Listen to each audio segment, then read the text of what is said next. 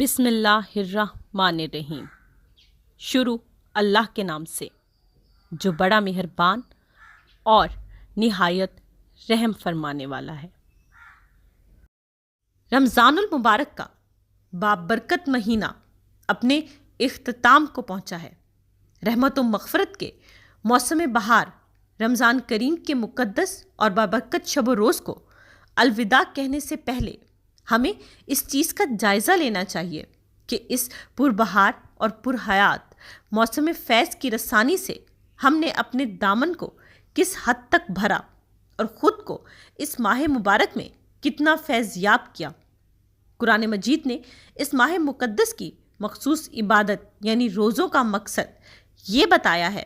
کہ ہم ان کے ذریعے تقوی کی راہ پر گامزن ہو سکیں۔ یعنی روزوں کی اس ایک ماہ کی تربیت کے نتیجے میں ہم میں یہ بات پیدا ہونی چاہیے کہ ہم اپنے ہر قول و فعل سے قبل یہ سوچنے لگیں کہ یا اللہ یہ رضا کے مطابق ہے یا نہیں، اور اس فکر کی وجہ سے ہم ان تمام اقوال و افعال سے پرہیز کرنے لگیں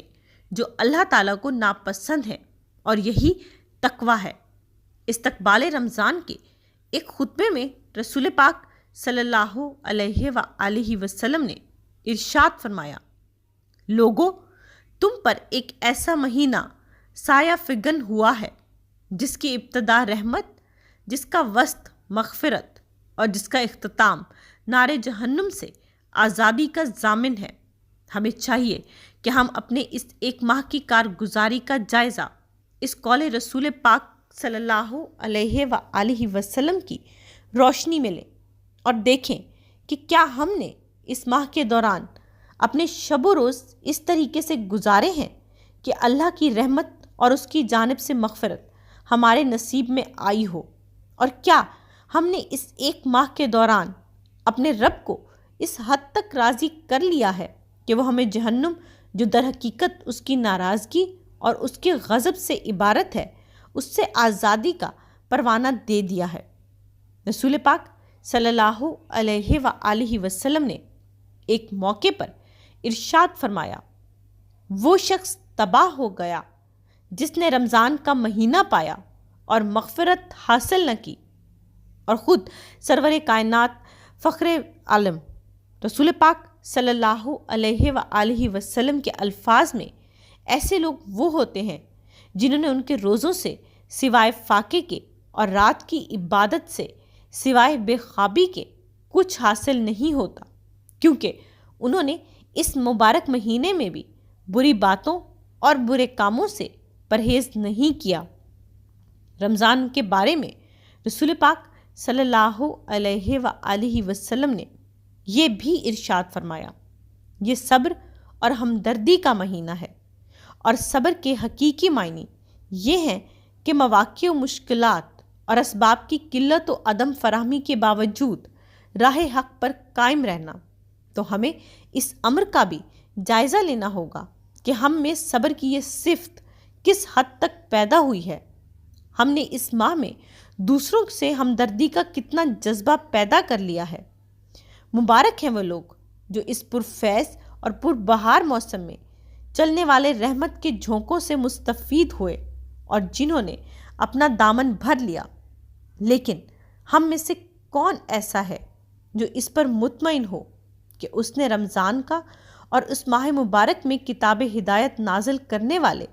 مہربان ترین آقا کا حق ادا کر دیا ہو؟ ظاہر ہے ہم یہ دعویٰ نہیں کر سکتے، لیکن اس کا مطلب یہ نہیں کہ ہم اللہ کی رحمت سے مایوس ہیں، کیونکہ اللہ تعالیٰ ارشاد فرماتے ہیں، اور اللہ کی رحمت سے گمراہوں کے سوا کون مایوس ہوتا ہے، بلکہ معاملہ اس کے برعکس ہے۔ اور ہمیں اپنی کوتاہیوں کا، اپنے احساس کا اور اپنی غفلتوں پر ندامت ہمیں کرنی چاہیے اور اپنے رب کے حضور اس کی معافی مانگنی چاہیے۔ ایسا کر کے ہی، اپنی غفلتوں پر ندامت کر کے ہی ہم اللہ تعالیٰ کے رحم اور اس کے کرم کے مستحق بن سکتے ہیں۔ اللہ تعالیٰ کا قرآن پاک میں ارشاد ہے، جو لوگ اپنی غفلتوں اور کوتاہیوں کا اعتراف کر لیتے ہیں اور احساس ندامت کے ساتھ مغفرت کے طلبگار ہوتے ہیں تو اللہ نہ صرف ان کے گناہ اور ان کی لغزشیں معاف فرما دیتا ہے، ان کی غفلتوں اور کوتاہیوں سے درگزر فرماتا ہے، بلکہ اس کے اعتراف اور طلب مغفرت کے صلے میں ان کے گناہوں کو بھی نیکیوں میں بدل دیتا ہے۔ قربان جائیے ایسے رحیم و کریم آقا کے